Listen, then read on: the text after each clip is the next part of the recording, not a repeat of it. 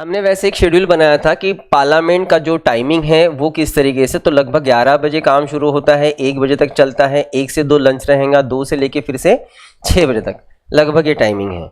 शायद मैंने last time भी आपको बताया हूँ कि ऐसा नहीं है कि 6 बजे तक टाइमिंग है तो बिल्कुल 6 बज गए, घंटी बज गई, सब लोग घर निकल गए, ऐसे नहीं होगा भाई।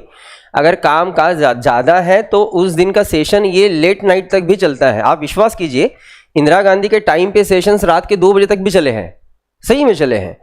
जन लोकपाल बिल जब लाया गया था 2012-13 को, तो उस दिन का राज्यसभा का सेशन 11:30 बजे तक चला था। तो ऐसा कोई वो नहीं है, लेकिन एक जनरल जो टाइमिंग है वो इस तरीके से है। अब इस टाइमिंग में क्या काम काज चलते हैं, उसमें हमने देखा कि लगभग जब हाउस का काम शुरू होता है 11 बजे, तो यहां से स्टार्ट होता है आपका क्वेश्चन आवर, लगभग 1 घंटा ही चलेगा वो। उसके बाद फिर 12 बजे होता है आपका जीरो ओवर, जो 1 बजे तक चलेगा, ठीक है। अब 1 से 2 तो मतलब 1 से 2 तो आपका लंच है, और 2 के बाद के जो काम है वो कैसे रहेंगे उन्हें हमें देखना है। पहली बात, हम लोग जो फॉर्मेट पढ़ रहे हैं उसी फॉर्मेट में रोज काम चलेंगे ऐसा नहीं है। हम बस एक जनरल फॉर्मेट देख रहे हैं कि इस हिसाब से काम चलता है। हो सकता है कि सेशन शुरू हो गया 11 बजे, क्वेश्चन आवर ना लेके कोई भी इंपॉर्टेंट बिल रख दिया गया कि भाई चलो इस बिल पे अभी डिस्कशन लेते हैं, इसके ऊपर वोटिंग लेते हैं। तो हम लोग एक फॉर्मेट देख रहे हैं कि किस फॉर्मेट से लगभग काम चलता है। अब ये जो सेकेंड हाफ है दिन का, इस सेकेंड हाफ में किस तरीके से काम चलता है, तो एक सेकेंड हाफ में एक चीज चलती है जिसको हम लोग कहते हैं हाफ एन आवर डिस्कशन। डालिए नेक्स्ट। बहुत बार किसी भी चीज को लेके कोई भी मोशन है, मोशन क्या रहता है हम लोग बात करेंगे बाद में। बहुत बार लेकिन हाउस में किसी भी चीज को लेके बड़ा लंबा डिस्कशन चलते रहता है, लेकिन बहुत बार ऐसा होता है कि डिस्कशन ही चल रहा है, उसका कंक्लूजन नहीं निकल रहा है। तो जब ऐसे डिस्कशन चलते ही रहता है, तब अब उस डिस्कशन को रोक के डिसीजन लेने की समय आ गया है। तो उस पर्टिकुलर चीज पे या उस पर्टिकुलर सब्जेक्ट पे जो कुछ डिस्कशन चल रहा था, उस डिस्कशन को रोक के अब उस पर्टिकुलर सब्जेक्ट को लेके डिसीजन ले लिया जाए, उसके लिए अरेंज किया जाता है हाफ एन आवर डिस्कशन। अब देखो मामला क्या है, जैसे एग्जांपल लेंगे, एक कॉमन एग्जांपल लेते हैं कि पार्लियामेंट के प्रीमाइसेस में, एग्जांपल के लिए ऑफ कोर्स गांधी जी का स्टैचू होगा, लेकिन एग्जांपल की नहीं है, पार्लियामेंट के प्रीमाइसेस में गांधी जी का स्टैचू लगाना है। अब लगाना है तो ठीक है, कुछ लोग जो है वो अपनी बात रखेंगे, दूसरे लोग कहेंगे कि भाई क्या ज़रूरत है, इन्होंने तो पार्टीशन कर लिया देश का। डिबेट होगा, बहुत कुछ होगा। अब डिबेट चल रहा है, अब डिबेट ही होगा क्या? अरे भाई अब फाइनल उसका कंक्लूजन तो निकालना है ना, कि लगाना है कि नहीं लगाना है। तो जब इस बात को लेके फाइनल डिस्कशन निकालना रहेगा, तब जिसने इस बात को रखा था वो उठेगा और कहेगा कि भाई अब ना हम लोग एक हाफ एन आवर का डिस्कशन लेते हैं। उसका ये कहना कि हाफ एन आवर का डिस्कशन लेना है, इसका मतलब है जो डिस्कशन चल रहा था उसे रोक के अब हम लोग आते हैं डिसीजन पे कि क्या डिसीजन लेना है। उसके लिए लिया जाता है हाफ एन आवर डिस्कशन। एक वीक में जो काम चलेगा पार्लियामेंट का, ये चलता है मंडे टू फ्राइडे ना, सैटरडे संडे ऑफ रहता है। तो वीक के कोई भी 3 दिन हाफ एन आवर डिस्कशन लिया जा सकता है, 3 दिन से ज़्यादा नहीं। कोई भी इंपॉर्टेंट पॉइंट, फिर से वही, कोई भी इंपॉर्टेंट सब्जेक्ट रह सकता है जिसके ऊपर किसी मेंबर को लगता है कि नहीं इस पे हमें डिस्कशन करना काफ़ी ज़रूरी है, तो उसके लिए अरेंज किया जाता है short duration discussion. Short duration discussion ये 2 आवर्स चलता है, और वीक में कोई भी 2 दिन ही चलता है, 2 दिन से ज़्यादा नहीं। भले ही कहने के लिए हम उसे कह रहे हैं शॉर्ट ड्यूरेशन डिस्कशन। हाउस में लगभग जो सबसे ज़्यादा समय जाता है ना, वो किसी सब्जेक्ट को लेके डिस्कशन पे जाता है। लोग अपनी अपनी बातें रखते हैं, अपने अपने हिसाब से जो है वो डिस्कशन किया जाता है। कोई भी बात रहेंगे, जैसे आपको बिल्कुल पता होगा कि जैसे इस साल का जो अभी जो विंटर सेशन शुरू हुआ, विंटर सेशन में हमने एक दिन का पूरा डिस्कशन सरकार ने, मोदी जी ने चलाया था वंदे मातरम पे, कि वंदे मातरम में गीत ऐसा वैसा ये वो, ठीक मान्य करते हैं, हम लोग बहुत सम्मान करते हैं वंदे। मैं हिस्ट्री का खुद टीचर भी हूँ, फैकल्टी भी हूँ, मुझे नहीं होगा सम्मान, बिल्कुल है। लेकिन आप पार्लियामेंट्री सिस्टम में साल में 2 बार मिलते हो, 2 बार में आपके सेशन चल के चलते हैं बड़े 20-25 दिन। अब उसमें भी आप एक दिन सिर्फ वंदे मातरम के डिस्कशन पे दे दोगे, तो वंदे मातरम के डिस्कशन से क्या दिल्ली का पोल्यूशन खत्म हो गया? वंदे मातरम के डिस्कशन से एम्प्लॉयमेंट का प्रॉब्लम फिनिश हो गया। अरे आप डिस्कशन किस बात पे कर रहे हो? तो मैं यही बताने की कोशिश कर रहा हूँ कि डिस्कशन पे ही बहुत सारा समय चले जाता है। और ऑफ कोर्स वो जो डिस्कशन रहेगा वो कोई भी इंपॉर्टेंट पॉइंट पे रह सकता है। जैसे अभी आपको बिल्कुल पता होगा कि अमेरिका ने, मतलब हमारे सरपंच जी ने, चाचा जी ने वेनेजुएला पे अटैक कर दिया, और वेनेजुएला के जो प्रेसिडेंट है उनको उठा के, मतलब ये क्या दादागिरी चल रही हुई, गैंग्स ऑफ वासेपुर चल रहा है। आप सोचो ना, ये कहा, मतलब ये सोवेरेनिटी कहाँ गई हमारी। आप सोचो कि एक कंट्री, आज दुनिया में लगभग हर देश सोवेरियन है और वो अपने सोवेरियन के हिसाब से अपने देश के लिए जो डिसीजन लेना चाहते हैं वो ले सकते हैं। लेकिन यूएस का इस तरीके से बिहेवियर, ऐसा नहीं है कि उन्होंने पहली बार बिहेवियर किया है, ऐसा बिल्कुल नहीं। इसके पहले भी ईरान में, इजिप्ट में किया ही है, कोई बड़ी बात नहीं है। इराक में किया ही है उनके पहले, अफगानिस्तान में किया ही है उन्होंने उसके पहले। लेकिन ये सोचो आप, हम लोग 2025 में भी 2026 आ गया, और इस समय पे अगर एक प्रेसिडेंट दूसरे प्रेसिडेंट को इस तरीके से किडनैप कर रहा है, तो आप सोचो, आप इसको लेके हर कंट्री ने क्रिटिसाइज किया। चाइना ने क्रिटिसाइज किया है, ईरान ने किया है, इराक ने किया है, भारत शांत है। तो जैसे इंडिया में कोई भी लीडर कुछ नहीं कह रहा है, गवर्नमेंट, मतलब लीडर छोड़ो भाई, ये तो काम गवर्नमेंट का है ना।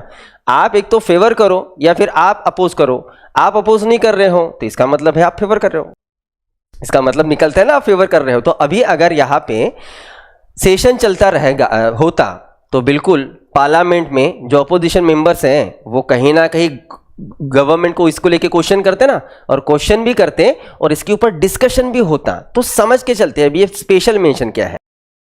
हमने बहुत सारी चीज़ों पे डिस्कशन कर लिया, लेकिन एक बहुत ही इंपॉर्टेंट टॉपिक जो डिस्कशन करने के लिए रह ही गया, ऐसा टॉपिक जिसके ऊपर ना क्वेश्चन आवर में सवाल पूछे गए, ना ही 0 आवर में सवाल पूछे गए, ना ही वो डिस्कशन में हाफ एन आवर डिस्कशन में आया, ना ही वो शॉर्ट ड्यूरेशन डिस्कशन में आया। लेकिन लगभग दिन खत्म होते आ रहा है, वो किसी डिस्कशन में आया ही नहीं। अब लेकिन वो बात इंपॉर्टेंट है और उसको लेके अगर डिस्कशन करना है तो मेंबर सामने आके स्पेशल मेंशन की डिमांड कर सकते हैं स्पीकर को, हाउस का जो स्पीकर रहेगा उसको, कि भाई आपने स्पेशल मेंशन लेना है, ये टॉपिक छूट गया जो बहुत इंपॉर्टेंट था, इसके ऊपर डिस्कशन लेना जरूरी है।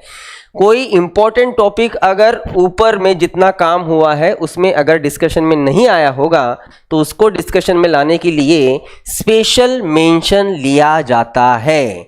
स्पेशल मेंशन ये राज्यसभा में ही चलता है, लेकिन हमने कहा कि ये होता है सिर्फ राज्यसभा। तो फिर क्वेश्चन ये बनता है कि अच्छा, मतलब ऐसे इंपॉर्टेंट टॉपिक पे डिस्कशन राज्यसभा में ही होता है, लोकसभा में नहीं होता है क्या? तो नहीं, ऐसा नहीं है। लोकसभा में भी हम लोग ला सकते हैं ऐसी चीज़ जो रह चुकी है डिस्कशन के लिए, लेकिन डिस्कशन लेना ज़रूरी था। बस लोकसभा में हम उसे स्पेशल मेंशन नहीं कहते, तो उसे कहते हैं नोटिस। अगर पार्लियामेंट के किसी भी हाउस में कोई बिल आया है और वो बिल किसी एक हाउस ने तो एक्सेप्ट कर लिया, लेकिन जब वो बिल एक हाउस से दूसरे हाउस गया तो दूसरे हाउस ने उसे रिजेक्ट किया है। अगर एक हाउस उसे एक्सेप्ट कर रहा है और दूसरा अगर रिजेक्ट कर रहा है तो इसका मीनिंग ये निकलता है कि उस बिल को लेके दोनों हाउस में डिस्प्यूट है। डिस्प्यूट है ना, ये बात बहुत ज़्यादा ज़रूरी है। पहले चलो मैं एक चीज़ को नोट कर देता हूँ। कितने टाइप के बिल्स रहते हैं?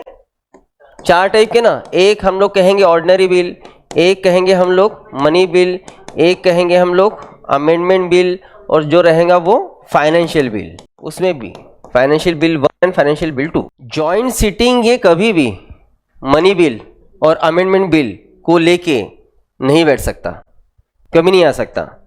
आप लगभग यही समझ के चलिए कि जॉइंट सीटिंग ये ऑर्डिनरी बिल को लेके बैठते हैं, फाइनेंशियल बिल को लेके भी बैठते हैं, लेकिन फाइनेंशियल बिल आते ही कितने हैं? गलती से साल में एक आध आ गया, गलती से तो आ गया, उसको भूल ही जाओ आप। बेसिकली ऑर्डिनरी बिल को लेके ही जॉइंट सीटिंग अरेंज होगे।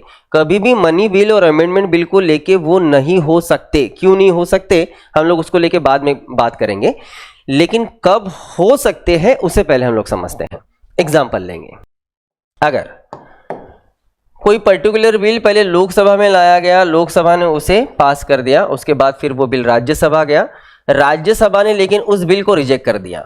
अब एक हाउस ने पास किया, दूसरे हाउस ने रिजेक्ट किया, मतलब दोनों हाउस में कहीं ना कहीं डिस्प्यूट है। इस डिस्प्यूट को सॉल्व करने का तरीका लेकिन प्रेसिडेंट के पास है, और तरीका ये कि भाई अगर लोकसभा कह रहे हैं कि नहीं बिल पास होना चाहिए, राज्यसभा लेकिन कह रहे हैं कि नहीं बिल पास नहीं होना चाहिए, तो ये जो कुछ कॉन्फ्लिक्ट्स और डिस्प्यूट्स है हम लोग अगर बैठ के सॉल्व करने की कोशिश करें तो ऑफकोर्स सॉल्व होगा, क्योंकि लोकसभा ने तो काम उनके हाउस में किया, राज्यसभा के लोगों ने राज्यसभा में काम किया। लोकसभा के लोग क्या चाह रहे हैं राज्यसभा को नहीं पता, राज्यसभा के क्या चाह रहे हैं लोकसभा को नहीं पता। तो अगर दोनों हाउस के मेंबर्स अगर एक साथ बैठ के उस बिल पे डिस्कशन करें तो शायद इसका कोई रिजल्ट निकल सकता है।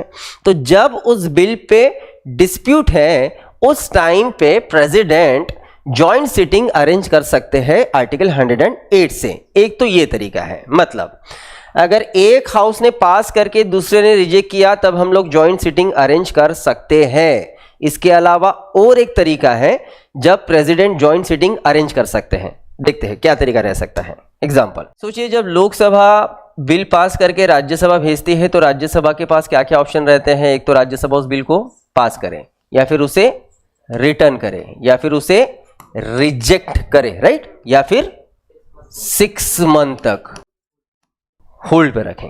ठीक है, अगर पास किया तो कोई डिस्प्यूट ही नहीं, अगर रिटर्न किया तो भी कोई प्रॉब्लम नहीं है, अगर लेकिन रिजेक्ट किया तो डिस्प्यूट है। ये जो ऑप्शन है 6 मंथ। अगर लोकसभा ने बिल पास किया और राज्यसभा की तरफ भेजा है और राज्यसभा ने उसे ऑन होल्ड रखा है 6 मंथ, तो भी इसे डिस्प्यूट प्रेसिडेंट मान सकते हैं। और 6 महीने जिस दिन पूरे हो गए उसके बाद प्रेसिडेंट को यह राइट जाता है कि प्रेसिडेंट उसे सॉल्व करने के लिए डिस्प्यूट को जॉइंट सिटिंग अरेंज करे। तो जब राज्यसभा 6 मंथ होल्ड पे रखता है ना उस बिल को, उसके बाद भी प्रेसिडेंट जॉइंट सिटिंग अरेंज कर सकते हैं। ठीक है, डिस्प्यूट जरूरी है लेकिन जॉइंट सिटिंग अरेंज करने के लिए। बस यहाँ पे और एक रूल है, मतलब बहुत कुछ बताने की जरूरत नहीं, लेकिन ठीक है यहाँ तक आया है तो हम लोग थोड़ा सामने चले जाते हैं। 6 मंथ का ये ड्यूरेशन कैलकुलेट करते समय अगर राज्यसभा बीच के कोई भी 4 दिन कंटिन्यूसली अगर वो एडजॉर्न हुई होगी तो वो 4 दिन का जो पीरियड है वो कंसिडर नहीं किया जाएगा। याद है हमने लोकसभा और राज्यसभा के 60 डेज वाला वो फंडा देखा था। ठीक है, वो इतना इंपॉर्टेंट नहीं है, मतलब आपको तो पूछेगा भी नहीं कभी कमीशन कि भाई 6 मंथ होल्ड अगर रखता है राज्यसभा तो उसके ऊपर जॉइंट सिटिंग अरेंज होता है कि नहीं होता है। बस अभी आपने याद ये रखना है कि अगर बिल को लेके दोनों हाउस में डिस्प्यूट है तो उसके ऊपर जॉइंट सिटिंग अरेंज होगा। अब यहाँ पे और एक इंपॉर्टेंट बात बता दूं मैं, हम 2 लेक्चर के बाद एक पॉइंट पढ़ने वाले हैं तब वो क्लियर होगा शायद, लेकिन अभी एटलीस्ट आप उसे लिख के रखना, पहले समझिए क्या है। समझ के चलो, लोकसभा ने बिल पास किया, राज्यसभा गया, राज्यसभा ने बिल रिजेक्ट कर दिया और प्रेसिडेंट ने 6 जनवरी 2026 को डिक्लेयर किया कि इस बिल को लेके जॉइंट सिटिंग होगा। और जॉइंट सिटिंग के लिए प्रेसिडेंट ने एक डेट भी डिसाइड कर दिया, डेट है 15 जनवरी, संक्रांत का दूसरा दिन। आज उन्होंने डिक्लेयर कर दिया कि भाई जो डिस्प्यूट है उसे सॉल्व करने के लिए हम जॉइंट सिटिंग रखेंगे, और जॉइंट सिटिंग उन्होंने रखा है 15 जनवरी 2026। अब 15 जनवरी के पहले किसी भी कारण कभी भी, एग्जाम्पल सीधा 15 जनवरी के पहले किसी कारण 13 जनवरी को अगर लोकसभा डिसॉल्व हो गई हो तो गड़बड़ है, क्योंकि याद रखना अगर लोकसभा ने बिल पास किया है या फिर लोकसभा में कोई बिल है और लोकसभा अगर उस टाइम पे डिसॉल्व होती है, वो बिल अपने ऑफ डिसॉल्व होता है। इन बातों को हम लोग बाद में पढ़ने वाले 2 लेक्चर के बाद। आज ये पॉइंट नहीं भी समझ में आएगा तो कोई प्रॉब्लम नहीं, हम लोग 2 दिन के बाद समझने वाले हैं। बस यहाँ सिचुएशन समझ लीजिए, लोकसभा ने बिल पास किया था, राज्यसभा के पास गया था, राज्यसभा ने रिजेक्ट कर दिया, प्रेसिडेंट ने सोचा चलो जॉइंट सिटिंग अरेंज करते हैं, 6 जून को उन्होंने डिक्लेयर कर दिए। डिक्लेयर करने के बाद उन्होंने एक डेट रखा है 15 जनवरी। 6 जनवरी को उन्होंने डिक्लेयर करने के बाद लेकिन 13 जनवरी को लोकसभा डिसॉल्व हो गई। लोकसभा डिसॉल्व मतलब लोकसभा के मेंबर अब लोकसभा के मेंबर्स नहीं रहे, लेकिन इसके बावजूद भी डिसाइडेड डे पे 15 जनवरी को दोनों हाउस का जॉइंट सिटिंग होगा, होता है। याद रखिए, अगर लोकसभा के बाद, डिसॉल्यूशन के बाद अगर प्रेसिडेंट ने इसे डिक्लेयर किया रहता ना जॉइंट सिटिंग, तो नहीं हो पाता। लेकिन यहां एक बार प्रेसिडेंट ने डिक्लेयर कर दिया कि इस दिन जॉइंट सिटिंग है और उनके डिक्लेरेशन के बाद किसी भी कारण लोकसभा डिसॉल्व हो गया, कोई फर्क नहीं पड़ेगा, जो दिन डिसाइडेड है उस दिन जॉइंट सिटिंग अरेंज होगा ही, कोई प्रॉब्लम नहीं। मतलब डिसॉल्व लोकसभा उस दिन आएंगी, उस दिन आएंगी उस बिल पे डिस्कशन करने के लिए। ये बात हम 2 दिन के बाद भी पढ़ने वाले हैं। लोकसभा के हाउस में जो भी काम चलते हैं ना, वो लोकसभा के रूल के हिसाब से चलते हैं। लोकसभा के अपने अलग रूल है।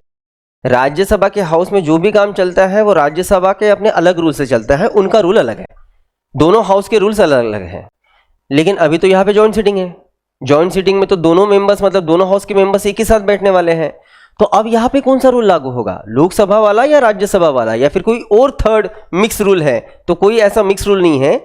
जब भी जॉइंट सिटिंग अरेंज होगा तो इस जॉइंट सिटिंग का सारा काम काज लोकसभा रूल के हिसाब से चलेगा। और एक क्वेश्चन बनता है कि भाई जॉइंट सिटिंग है तो ठीक है, दोनों हाउस के मेंबर्स एक ही साथ बैठेंगे, तो कौन कहाँ जाने वाला है? मतलब राज्यसभा के लोकसभा जाएंगे कि लोकसभा के राज्यसभा? लोकसभा के कहीं नहीं जाने वाले, राज्यसभा के उठ के लोकसभा आएंगे और यहाँ बैठ के सारा काम का चलेगा लोकसभा में। फिर एक क्वेश्चन बनता है, शायद मैंने इसके पहले भी बताया उसका आंसर, कि अगर जॉइंट सीटिंग है, लोकसभा राज्यसभा के मेंबर्स एक ही साथ एक ही हाउस में बैठे हैं, तो उस दिन का काम चलाने के लिए भी हमें हाउस का स्पीकर तो लगेगा। तो अब जॉइंट सीटिंग का स्पीकर कौन रहेगा?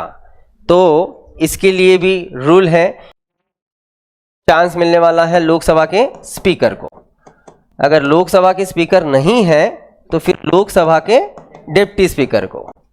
अगर ये भी नहीं है तो राज्यसभा के डिप्टी स्पीकर को। ये भी नहीं है तो उस दिन उस हाउस में जितने प्रेजेंट मेंबर हैं उसमें से कोई भी कॉमन मेंबर को उस दिन का स्पीकर बनाया जाएगा। लेकिन किसी भी हालत में राज्यसभा के चेयरमैन जो है, मतलब राज्यसभा के स्पीकर, ये कभी भी जॉइंट सिटिंग के स्पीकर नहीं हो सकते। ये रूल है। उसके पीछे का रीजन क्या बताया जाता है कि भाई ये भाई साहब किसी भी हाउस के ना मेंबर नहीं है, ये वाइस प्रेसिडेंट है, ये किसी हाउस के मेंबर नहीं है, बाकी सब लोग किसी ना किसी हाउस के मेंबर है ना, तो वो जॉइंट सिटिंग के स्पीकर रह सकते हैं। सबसे पहले लोकसभा स्पीकर वो नहीं है तो लोकसभा के डिप्टी स्पीकर वो भी नहीं है तो राज्यसभा के डिप्टी स्पीकर वो भी नहीं है तो हाउस का कोई भी कॉमन मेंबर, लेकिन राज्यसभा के चेयरमैन स्पीकर ये उस दिन के स्पीकर नहीं हो सकते। ठीक है, ये रूल हमने इसके पहले देखा है। जॉइंट सिटिंग को चलाने के लिए एटलीस्ट कितने मेंबर्स वहां पे प्रेजेंट रहना जरूरी है, तो उस दिन का जॉइंट सिटिंग हम लोग अरेंज कर सकें। तो देखा जाए तो कोरम का जो रूल है ना वो सेम ही है। हमने इसके पहले लोकसभा राज्यसभा के हाउस का कोरम देखा है, कितना था? 1/10 ना। अब 1/10 इतना ही है। लेकिन देखो, अगर कमीशन आपको इसके ऊपर क्वेश्चन बनाएगा तो इतना इजी क्यों बनाएगा वो कि भाई जॉइंट सिटिंग के लिए क्या कोरम लगता है? 1/10 तो कॉमन है, सबको 1/10 लगता ही है। वो पूछेगा आपको तो नंबर से पूछेगा। जैसे नंबर से देखो कैसे है, लोकसभा के टोटल नंबर हैं 543, राज्यसभा के टोटल मेंबर्स हैं 245। अब 543 और 245 इनका टोटल जो निकलता है वो निकलता है 788। अब अगर हम लोग नंबर्स के हिसाब से इनका कोरम देके 1/10, तो एटलीस्ट उस दिन जॉइंट सिटिंग में 79 इतने मेंबर्स अगर प्रेजेंट है तो उस दिन का जॉइंट सिटिंग अरेंज हो सकता है या फिर नहीं। क्लियर? तो आपको सबको नंबर पे क्वेश्चन बन सकता है क्योंकि 1/10 तो इजी है। हम लोग ये भी देख लेते हैं कि अब तक कितने बार पार्लियामेंट में जॉइंट सिटिंग अरेंज हुए हैं। एक बात एकदम क्लियर रखिए कि भले ही हम लोग ये कह रहे हैं कि जब दोनों हाउस, मतलब पार्लियामेंट के हाउस में जब डिस्प्यूट्स रहते हैं तो डिस्प्यूट्स को सॉल्व करने के लिए हम लोग जॉइंट सिटिंग अरेंज करते हैं। ये जॉइंट सिटिंग हम लोग हर बार अरेंज नहीं करते, बिल्कुल नहीं। आज तक ऐसे कितने तो बिल रखे गए होंगे और कितने बिल हो सकता है किसी हाउस ने रिजेक्ट किए, कोई नई बात नहीं है। मतलब आपको लगता है कि अच्छा कितने बिल, मतलब ऐसे कितने बिल आते हैं? अरे बहुत सारे बिल आते हैं। लगभग साल भर में हम लोग, एवरेज बता रहा हूं मैं, एक साल में 2 सेशन मिला के हम लोग 60 बिल्स पास करते हैं। एवरेज बोल रहा हूं मैं, एवरेज 60। तो आप सोचो इतने 75 साल में हमने कई बिल्स रखे होंगे, कई बिल्स रखे होंगे, उसमें से कई बिल्स रिजेक्ट किए जाते हैं। लेकिन आज तक अगर हम लोग देखें तो इतने सालों में सिर्फ 3 ही बार जॉइंट सिटिंग अरेंज हुआ है, सिर्फ 3 बार। वेरी फर्स्ट टाइम वो अरेंज हुआ था 1960 को और बिल था डाउरी प्रोहिबिशन बिल। अच्छा, बहुत बार आपको क्वेश्चन करते समय कमीशन शायद बिल ना पूछ के आपको शायद हो सकता है प्रेसिडेंट पूछ ले कि आज तक किस प्रेसिडेंट ने जो है वो जॉइंट सिटिंग का लाभ उठाया, नहीं उठाया। आप खुद ही निकाल लेना, मतलब 1960 है तो ये तो डॉक्टर राजेंद्र प्रसाद हो गए 1960 को, उसके बाद 1977 है मतलब वीवी गिरी हो गए, आप खुद देख लेना ना। उसके बाद 2002 है मतलब एपीजे अब्दुल कलाम हो गए, ठीक है। तो इन 3 प्रेसिडेंट तो बिल्कुल यूज़ किया है। हम लोग थोड़ा ये भी देख लेते हैं कि जब dowry bill pay joint sitting arrange किया गया था तो आपको उसे किसने पास किया था, किसने रिजेक्ट किया था? तो डाउरी बिल बेसिकली लोकसभा ने रिजेक्ट किया था। पहले राज्यसभा में रखा गया, राज्यसभा ने पास कर दिया, लोकसभा चला गया, लोकसभा ने रिजेक्ट कर दिया, जॉइंट सिटिंग अरेंज हुआ था। और नीचे के दोनों बिल पहले लोकसभा में इंट्रोड्यूस किए गए थे, लोकसभा ने पास किया था और राज्यसभा ने रिजेक्ट किया था, दोनों बिल को, ठीक है। ऊपर वाला बिल लोकसभा ने रिजेक्ट किया था, नीचे दोनों बिल राज्यसभा ने रिजेक्ट किया, इसी कारण जॉइंट सिटिंग अरेंज हुआ। कभी भी ऐसा नहीं होगा कि बिल रखा गया लोकसभा या फिर किसी भी हाउस, एग्जांपल लेते हैं राज्यसभा, मतलब राज्यसभा में अगर पहली बार बिल रखा है मतलब राज्यसभा उस बिल को लेके होता है फर्स्ट हाउस, फर्स्ट हाउस हुआ ना वो, अगर रखा गया है तो फर्स्ट हाउस हुआ वो। राज्यसभा में रखा गया, राज्यसभा ने रिजेक्ट किया और प्रेसिडेंट कहते हैं हम लोग जॉइंट सिटिंग अरेंज करेंगे, हैं क्यों करेंगे? समझ में आई ना बात? डिस्प्यूट चाहिए, ऐसा नहीं होगा कि एक हाउस ने रिजेक्ट कर दिया फिर भी आपने जॉइंट सिटिंग अरेंज किया, नहीं नहीं नहीं, एक ने पास किया दूसरे ने रिजेक्ट किया तो ही जॉइंट सिटिंग अरेंज होगा। अब इससे ज्यादा जरूरी बात, लास्ट पॉइंट, अगर जॉइंट सिटिंग प्रेसिडेंट अरेंज करते हैं तो लगभग उस जॉइंट सिटिंग का रिजल्ट ये निकलेगा उस बिल को लेके कि लोकसभा जैसे चाहती थी उस हिसाब से लगभग उसका रिजल्ट निकलेगा, जिस तरीके से लोकसभा चाहती थी उस तरीके से। अब हम अच्छा लगभग कह रहे हैं हम लोग, ऐसे नहीं 100% हो ही जाएगा, लेकिन लगभग लोकसभा की इच्छा से ही होगा।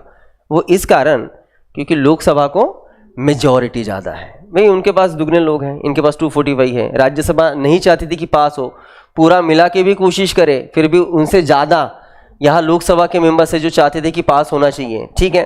बेसिकली ये जो प्रोविज़न है ये प्रोविज़न ही अपने कॉन्स्टिट्यूशन में थोड़ा सा गड़बड़ वाला है।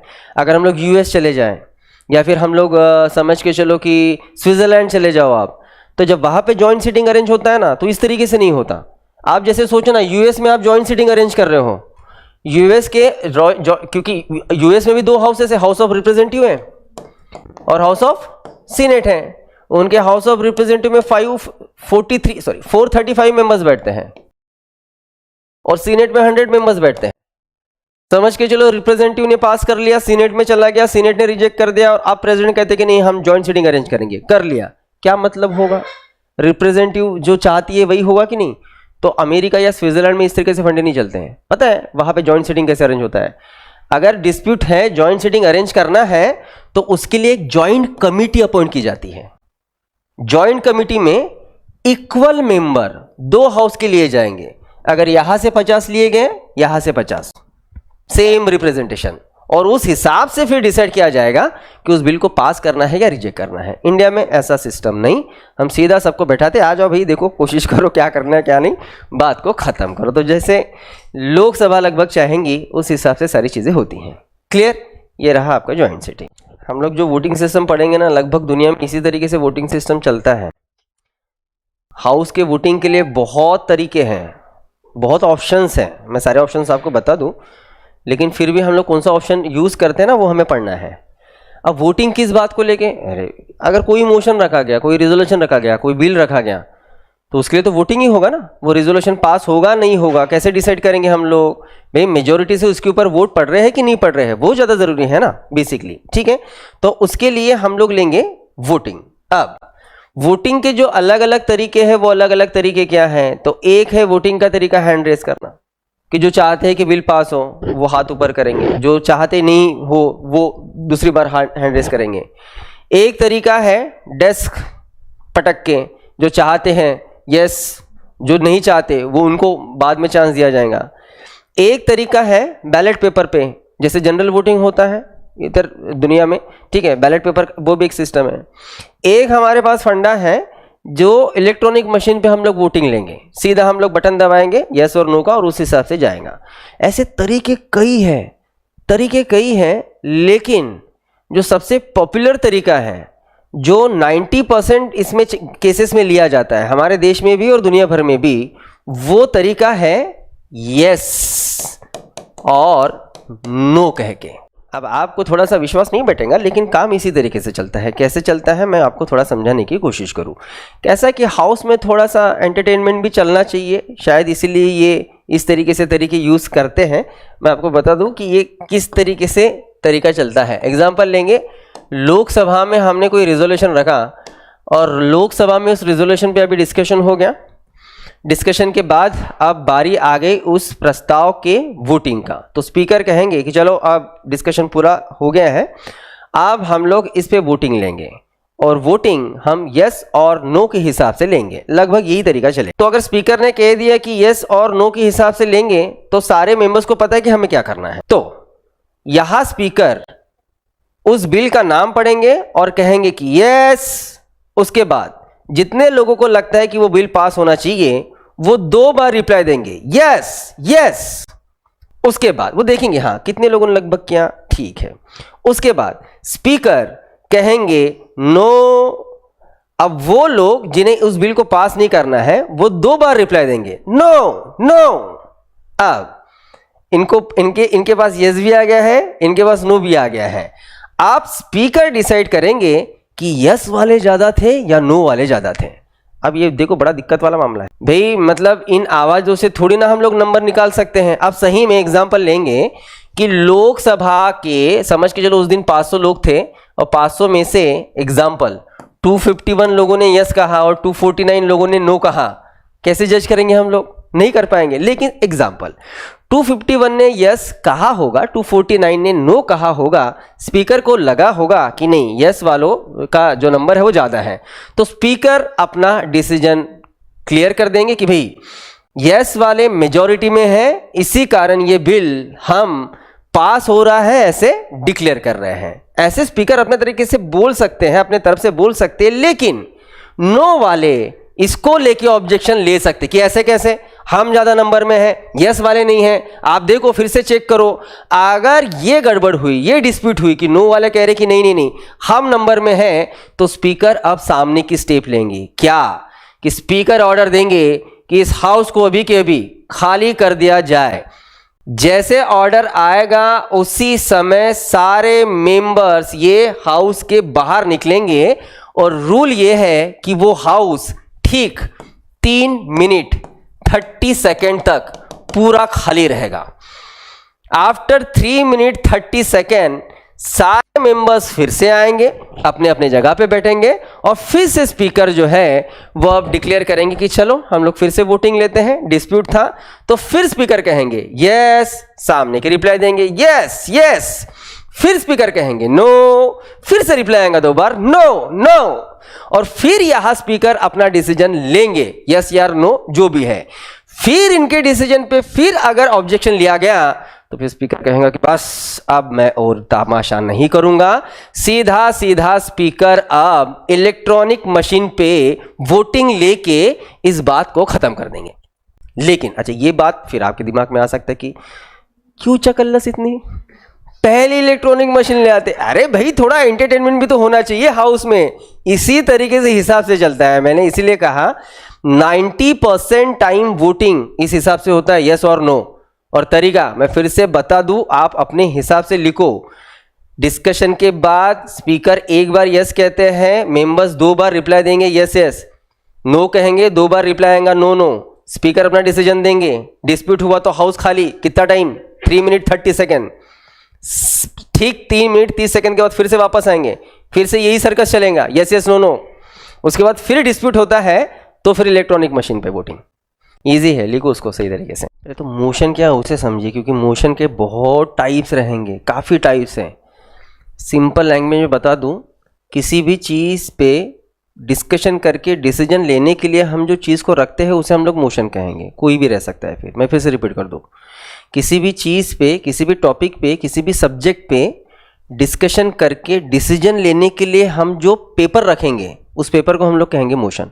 हो सकता है वो मोशन कैग के रिमूवल के लिए हो सकता है वो मोशन किसी मिनिस्टर पे एलिगेशंस लगाने के लिए हो कि आपके डिपार्टमेंट में ये हुआ है। समझ में आ रहा ना मोशन क्या है?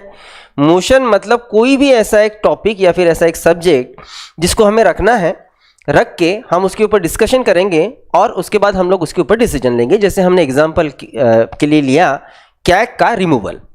कैग का रिमूवल हो उसके लिए मोशन रखा जाएगा, एलिगेशंस लगाए जाएंगे, उसके ऊपर डिस्कशन होगा, मोशन पे वोटिंग होगा, मेजॉरिटी से उस मोशन पे अगर वोट पड़े तो वो मोशन पास हो गया। ठीक है, मोशन किसी बिल को पास करने के लिए भी रखा जाएगा। ठीक, मोशन मतलब क्या? तो मोशन मतलब बस एक कागज का टुकड़ा जिसके ऊपर हमें डिसीजन लेना है। ठीक है, बस उस मोशन को खत्म करने के लिए हमारे पास चार ऑप्शंस है कि समझ के चलो कि कोई मोशन रखा गया। जैसे एग्जांपल लेते कि कोई बिल है, अब बिल रखा गया, बिल पे डिस्कशन हो गया, डिस्कशन होने के बाद अब सामने क्या, तो भाई आप वोटिंग करो और सीधा सीधा जो उस बिल को पास करो या फिर उस मोशन को पास करो। तो हम क्या कर रहे हैं ना, हम लोग डिस्कशन को रोक के उस मोशन को पास कर रहे हैं या फिर उस बिल को पास कर रहे हैं। उस मोशन को पास करने के 4 अलग अलग तरीके हैं, वो अलग अलग तरीके हमें अभी समझना है। ठीक, मोशन क्या है ये समझ में आया? ठीक है, अब पहले तो आप ये समझिए कि जब भी कोई भी बिल ये पार्लियामेंट के किसी भी हाउस में है और एग्जाम्पल के लिए कोई XYZ बिल है, उस XYZ बिल में 100 आर्टिकल्स हैं। ऑफकोर्स अगर वो बिल है तो बिल पास होके क्या बनेगा? रूल, कायदा, एक्ट, लॉ। तो उसमें तो बेसिकली आर्टिकल्स ही हो गए ना, आर्टिकल 1, 2, 3, 4 एग्जाम्पल 100 आर्टिकल्स है। तो कोई भी बिल पास करने का तरीका पता है क्या है? उस बिल को रखने के बाद उस बिल के हर एक आर्टिकल पे डिस्कशन होता है और हर एक आर्टिकल पे उसके बाद वोटिंग होता है। हर एक आर्टिकल पे पहला आर्टिकल रखा गया, डिस्कशन चला, डिस्कशन पूरा हुआ, चलो वोटिंग ले लो, पास करना है, रिजेक्ट करना है, चेक करो, उसके बाद उसका काम हो गया, दूसरा आर्टिकल लो, डिस्कशन करो। हर एक आर्टिकल पे डिस्कशन और वोटिंग, ये तरीका हमें दिखता है हाउस में। ठीक है, अब उसी को देखना है हमें कि किस हिसाब से हम किसी भी मोशन या फिर किसी भी बिल पे डिस्कशन रोक के उसको पास या उसको रिजेक्ट हम लोग कर सकते हैं। मतलब हम लोग मोशन को किस तरीके से बेसिकली इसको हम लोग कह सकते हैं कि पास कर सकते हैं या फिर रिजेक्ट कर सकते हैं। मोशन हमने रखा, उसके ऊपर डिस्कशन की बात आ रही है, मतलब हम लोग क्या कर रहे हैं, उस मोशन को क्लोज अब खत्म कर रहे हैं ना भाई, एक तो पास हो गया फिर रिजेक्ट होगा। तो उस मोशन को जब हम लोग क्लोज कर रहे हैं तो उसके 4 तरीके हैं, उसको हम लोग कहते हैं क्लोजर मोशन। और क्लोजर मोशन में जो 4 पॉइंट्स है, पहले हम यहाँ रखता हूँ मैं एक एक, उसके बाद हम लोग उसको पढ़ेंगे। मैंने तभी आपसे एक बात कही कि जो पार्लियामेंट के हाउसेस में सबसे ज़्यादा समय जिस चीज़ को जाता है ना, वो रहता है डिस्कशन। डिस्कशन में बहुत समय जाता है। बहुत बार डिस्कशन में समय इस कारण भी जाता है क्योंकि वो मेंबर्स जो नहीं चाहते कि बिल पास हो, वो मेंबर्स बस टाइम को पास करने के लिए अपनी बातें रखते हैं कि उसी में सेशन फिनिश हो जाए। आप यकीन कीजिए यूएस के सीनेट में तो इसको बहुत ज़्यादा इम्पोर्टेंस है कि भाषण दिया जाता है। पहली बात तो यूएस में अपने जैसे काम नहीं चलता। हम साल में 2 बार मिलते हैं। यूएस का लेजिस्लेटिव एक ही बार मिलता है, लेकिन हम साल में 2 बार मिलते हैं। कितने दिन के लिए? 15-20 दिन के लिए। यूएस का लेजिस्लेचर एक ही बार मिलता है। कितने समय के लिए? कम से कम 5 मंथ्स के लिए। 5 महीने का सेशन चलता है उनका। अब 5 महीने का सेशन इसलिए ना क्योंकि सीनेट में जब कोई भी चीज़ को रखा जाता है ना, कोई मोशन रखा है, सीनेट में 100 मेंबर्स हैं, जब तक हर एक मेंबर अपनी सोच उस मोशन को लेके नहीं रखेगा तब तक उसके ऊपर वोटिंग नहीं लिया जाएगा। समझ के चलो 99 लोगों ने सोच रखी, एक बाकी है तो भी नहीं, उसे बुलाओ, वो अपनी बात रखेगा, उसके बाद ही उसके ऊपर वोटिंग होगा। और जो चाहते हैं फिर कि भाई कैसे में से 5 महीने निकल तो जाए, समय निकले, तो भाषण पे भाषण देते रहते हैं। एक लीडर का रिकॉर्ड है, एक लीडर ने यूएस के सीनेट के हाउस में एक बिल था, ह्यूमन राइट्स का ही बिल था वो। उस ह्यूमन राइट्स के बिल पे 24 घंटा 18 मिनट भाषण दिया है, कंटिन्यू नहीं, ब्रेक में। जो 8-10 घंटे चले ना, आज सुबह शुरू हो गया, शाम तक चला, फिर दूसरे दिन आया, फिर शुरू। 24 घंटा 18 मिनट का रिकॉर्ड है उसका। दुनिया में आज तक सबसे बड़ा भाषण उसने दिया है, ठीक है। तो बेसिकली ये जो डिस्कशन रहेगा, ये जो अपनी बातें रखेंगे वो इसलिए कि समय निकल जाए। तो अब हमने कोई मोशन रखा, उसके ऊपर सब अपनी सोच ही रख रहे हैं, सोच ही रख रहे कि भाई अब कितना सोच रखोगे भाई, अब खत्म करो अपनी सोच, चलो वोटिंग लेते हैं और बात को खत्म करते हैं, ठीक है। तो जब कोई मोशन रखा गया, मोशन पे डिस्कशन ही चल रहा है, डिस्कशन ही चल रहा है, लेकिन अब उस मोशन को खत्म करने की मतलब समय आ गया है। जिसने मोशन रखा था वो चाहता है कि नहीं भाई अब खत्म करो डिस्कशन और अब सीधा सीधा वोटिंग सीधा हम लोग लेते हैं। तो जब जिसने मोशन रखा है उस मोशन पे बहुत सारा डिस्कशन हो गया, लेकिन जिसने मोशन रखा है वो चाहता है कि नहीं अब उस मोशन को खत्म करना जरूरी है, तो उसको खत्म करने के लिए वो ला सकता है एक सिंपल क्लोजर। सिंपल क्लोजर अगर उसने ये मोशन रखा तो इसका मीनिंग ये निकलता है कि भाई जितना डिस्कशन होना था उतना हो चुका, अब डिस्कशन खत्म करो और इस मोशन को सीधा सीधा वोटिंग में लो। तो सिंपल क्लोजर रखना मतलब डिस्कशन रोक के सीधा उस मोशन पे वोटिंग लेना होता है, ठीक है। उसे कहते हैं हम लोग सिंपल क्लोजर। इस टॉपिक पे, इस सब्जेक्ट पे सफिशिएंट डिस्कशन हो चुका है। अब इस मोशन पे वोटिंग लेना जरूरी, उसके लिए सिंपल क्लोजर रखा जाएगा। तभी हमने एक एग्जांपल लिया था कि समझो एक मोशन या फिर एक बिल है, बिल में 100 आर्टिकल्स हैं और किसी भी बिल को पास करने का ये होता है कि आपने हर एक आर्टिकल पे डिस्कशन और हर एक आर्टिकल पे वोटिंग लेना जरूरी। आप सोचो 100 आर्टिकल्स पे डिस्कशन और वोटिंग कितना समय चले जाएगा, ठीक है। अगर बिल बड़ा है तो हम उसको खत्म करने के लिए, मतलब बिल का काम जल्द से जल्द खत्म करने के लिए हम ये मोशन ला सकते हैं। अच्छा, ये चारों मोशन ही है, इसको समझिए। पहले हमने एक मोशन रखा जिसके ऊपर डिस्कशन ले रहे हैं, अब हम लोग चाहते हैं कि चलो उसको वोटिंग में डालो, पास या फेल करना है उसके बारे में डिसीजन लो। तो हम उसको खत्म करने के लिए एक तो सिंपल क्लोजर मोशन लाएंगे या फिर क्लोज बाय कंपार्टमेंट मोशन। ये मोशन ही है कि हो गया डिस्कशन, अब वोटिंग लो, या फिर उस मोशन को खत्म करने के ये तरीके हैं, इसे मोशन ही कह रहे हैं हम लोग। तो एग्जाम्पल कि अगर ये बिल है, बिल बड़ा है, 100 आर्टिकल्स है, अब 100 आर्टिकल्स पे हर एक पे डिस्कशन और वोटिंग लेना अगर मुश्किल है तो बेटर वे हम उसे क्लोज बाय कंपार्टमेंट के हिसाब से खत्म करने की कोशिश करेंगे। किस तरीके से? तो हर एक आर्टिकल सेपरेट डिस्कशन और वोटिंग ना लेके हम इस पूरे बिल को एग्जाम्पल के लिए 4 कंपार्टमेंट में बांट देंगे। एग्जाम्पल, पहले कंपार्टमेंट में पहले 25 आर्टिकल डाल दिए, दूसरे में 25 डाल दिए, तीसरे में 25 डाल दिए, फोर्थ में 25 डाल दिए। और अब ये जो 4 कंपार्टमेंट्स हमने बनाए हैं एक ही बिल के, हम अब पर्टिकुलर कंपार्टमेंट पे डिस्कशन करेंगे और उसको सीधा वोटिंग में डालेंगे। मतलब यहां जो काम बढ़ने वाला था हमने क्लोज बाय कंपार्टमेंट के हिसाब से उसको बहुत इजी कर लिया। हमने आर्टिकल्स को अलग अलग कंपार्टमेंट्स में डाल दिए और सीधा ये कंपार्टमेंट्स में जो कुछ 25 आर्टिकल्स हैं उस 25 आर्टिकल्स पे हम लोग, मतलब एक कंपार्टमेंट पे हम लोग डिस्कशन करेंगे और उस हिसाब से उसे खत्म करने की कोशिश हम लोग करेंगे।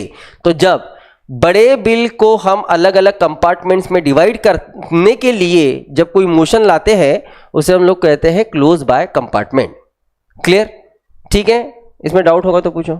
सेम एग्जांपल लेंगे, बिल बड़ा है, 100 आर्टिकल्स है और मेंबर चाहते हैं कि नहीं इसको क्लोज बाय कंपार्टमेंट के हिसाब से नहीं, हम लोग कांगारू क्लोजर से उसे खत्म करते हैं। अगर कांगारू क्लोजर यूज करना है तो पूरे के पूरे 100 आर्टिकल्स तो इंपॉर्टेंट होंगे नहीं, हो सकता है 100 में से सिर्फ 25 आर्टिकल्स है जो बहुत ज़्यादा ज़रूरी है। तो जो इंपॉर्टेंट आर्टिकल्स हैं बस उन इंपॉर्टेंट आर्टिकल्स पे डिस्कशन और वोटिंग लेके उस मोशन को पास करने के लिए हम रखते हैं कंगारू क्लोजर। ठीक है, कंगारू क्लोजर का मतलब ये निकलता है कि पूरे के पूरे आर्टिकल्स पे डिस्कशन वोटिंग, इसमें से जितने इंपॉर्टेंट है बस उसी पे डिस्कशन और वोटिंग ले, उसे हम कंगारू क्लोजर कहेंगे। क्लियर?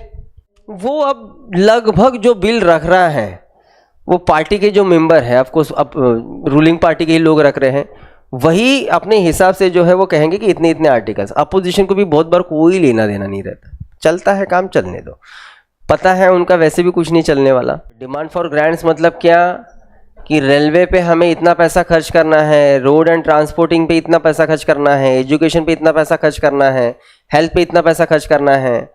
रेलवे पे इतना पैसा खर्च करना है मतलब ये हुई एक डिमांड, हेल्थ पे करना है मतलब ये हुई दूसरा डिमांड। तो ये जो डिमांड फॉर ग्रांट्स रहते हैं तो लगभग एवरी ईयर ऐसे 109 डिमांड्स रहेंगे, अलग अलग सेक्टर पे जितने खर्चा करना है उनको लेके, ठीक है। अब ये जो 109 डिमांड्स है, इन सब हर एक डिमांड को रखा जाता है पार्लियामेंट में, मतलब लोकसभा में।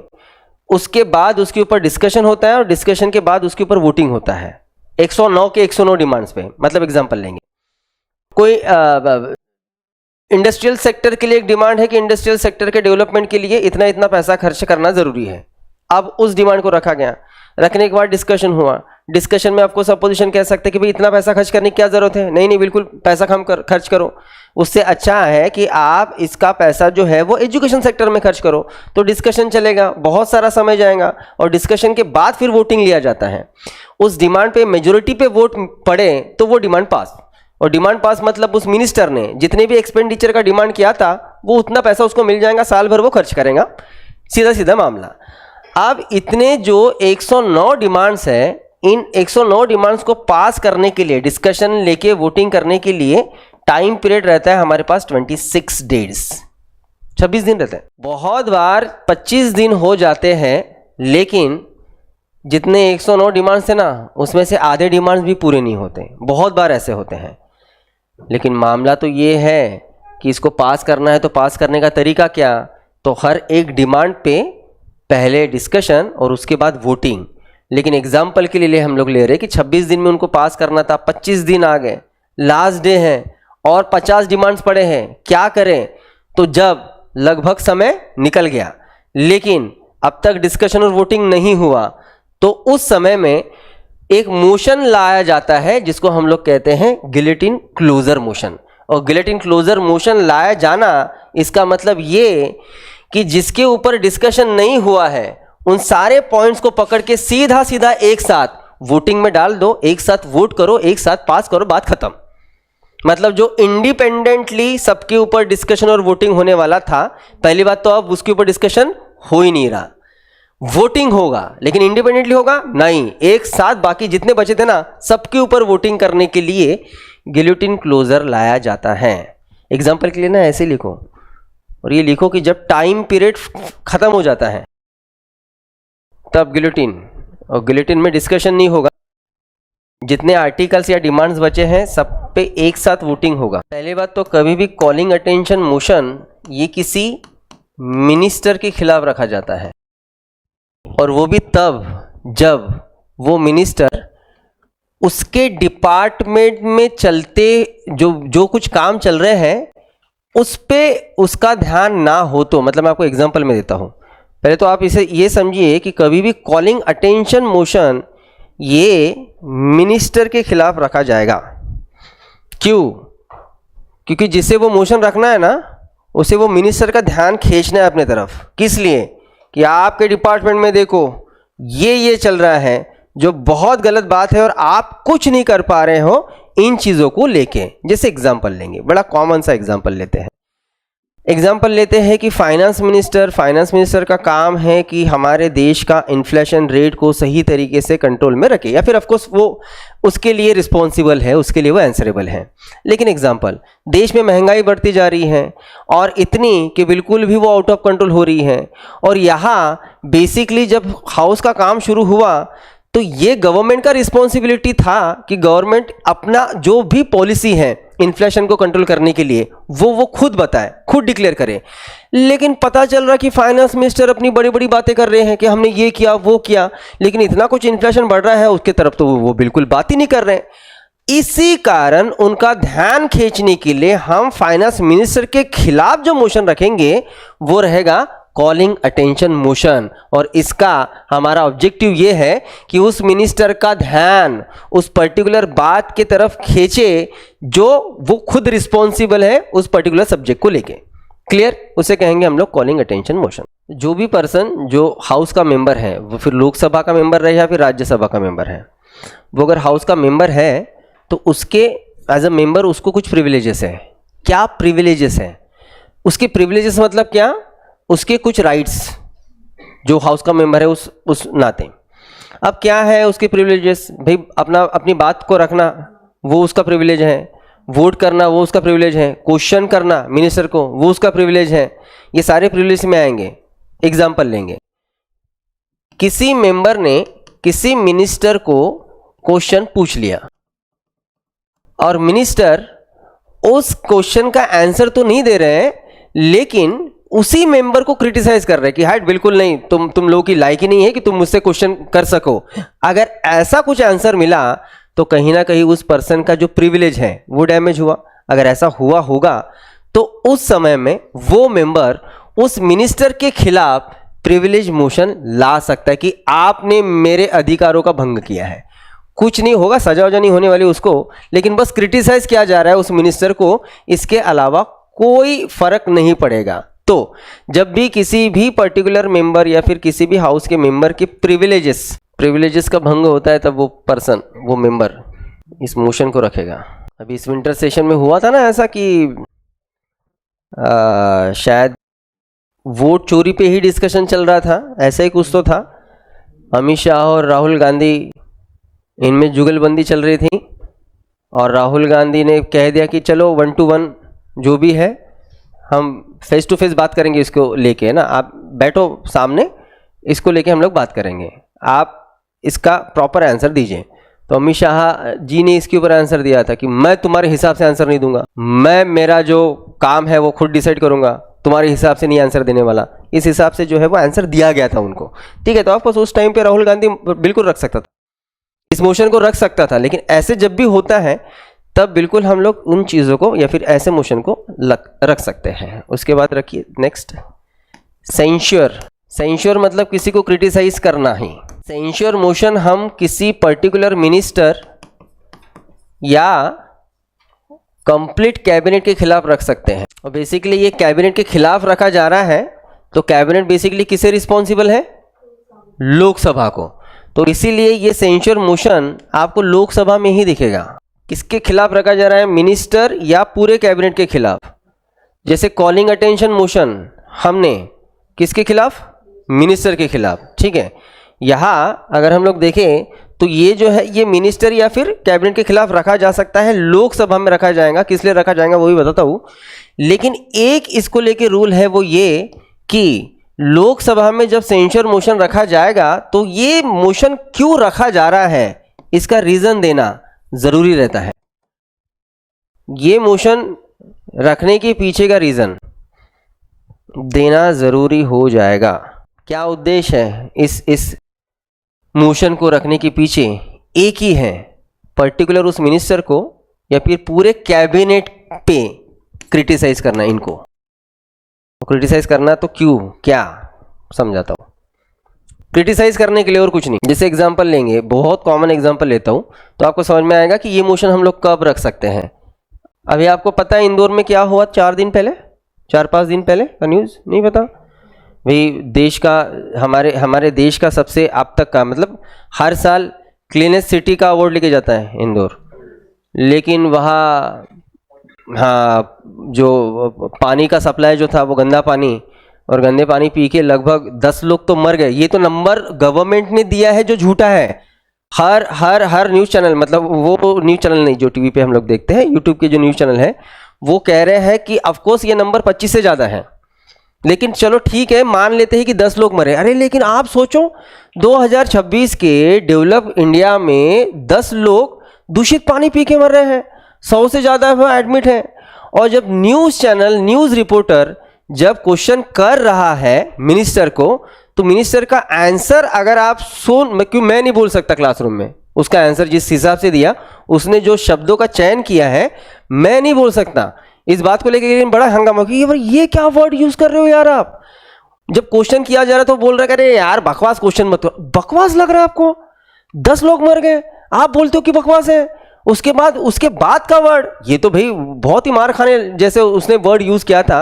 लेकिन आप सोचो कि अगर इस हिसाब से आंसर दिए जा रहे हैं न्यूज एंकर्स को, या फिर उसके जो वर्ड्स हैं, भाई वो पूरा का पूरा सरकार, कैबिनेट या फिर वो पर्टिकुलर मिनिस्टर भाई निंदा के लायक है, क्रिटिसिज्म हो सकता है। ऐसे सिचुएशन में हम लोग उनके ऊपर लाएंगे सेंश्योर मोशन, ठीक है। हम बस क्रिटिसाइज करेंगे, ऐसा नहीं कि हम लोग उसका रिजाइन ले सकते हैं, रेजिग्नेशन मांग सकते हैं, लेकिन इस तरीके से क्रिटिसिज्म करने के लिए हम ये रिजोल्यूशन मोशन हम लोग लाते हैं। क्लियर? जब हमने कॉलिंग अटेंशन मोशन को रखा तो हमने किसका ध्यान खींचने की कोशिश की? मिनिस्टर की। जब भी एडजॉर्नमेंट मोशन रखा जाएगा तो हम पूरे हाउस का ध्यान खींचने के लिए इस मोशन को रखेंगे। पूरे हाउस का क्या रहेगा क्या नहीं समझते हैं। कोई भी ऐसा एक सब्जेक्ट जो अभी रिसेंटली हुआ है और जो पब्लिक इंटरेस्ट में बहुत इंपॉर्टेंट है, उसके ऊपर डिस्कशन लेना। कोई एक सब्जेक्ट है जो अभी रिसेंटली 15-20 दिन, महीना, 2 महीना, 3 महीने में हुआ है, उसके ऊपर हाउस ने अब तक ध्यान ही नहीं दिया और वो पब्लिक इंटरेस्ट में है।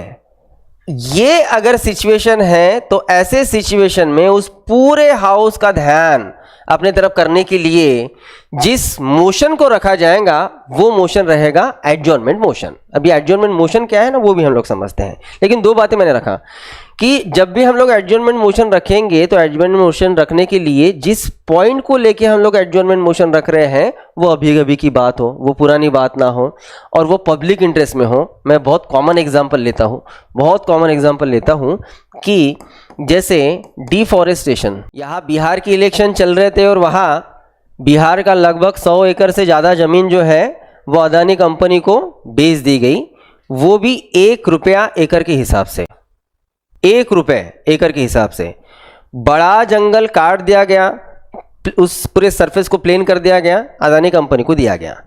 ये जब बिहार में चल रहा था उसके पहले सेम चीज़ ये एमपी और एमपी के बाद ये सेम चीज़ छत्तीसगढ़ में हो गई।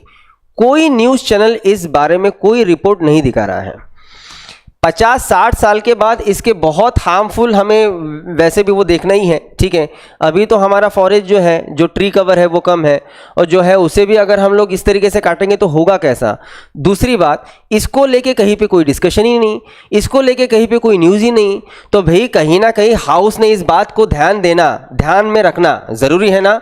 तो पहली बात, ये बात अभी अभी की है, अभी अभी की बात है, रिसेंटली पॉइंट है। दूसरी बात, पब्लिक इंटरेस्ट का पॉइंट है ये, क्योंकि जब भी हम लोग एडजॉर्नमेंट मोशन रखेंगे तो ये 2 कंडीशन पूरी होना जरूरी है, तभी एडजॉर्नमेंट मोशन रखा जा सकता है। अभी अभी की बात हो, नहीं तो पता चला 1990 में अटल बिहारी वाजपेयी साहब कुछ कह गए थे, उसको लेके एडजॉर्नमेंट मोशन हम लोग अब ला रहे, नहीं होगा। अभी की बात हो, अभी की। और जब भी हम लोग अभी की बात करेंगे तो कब की बात करेंगे?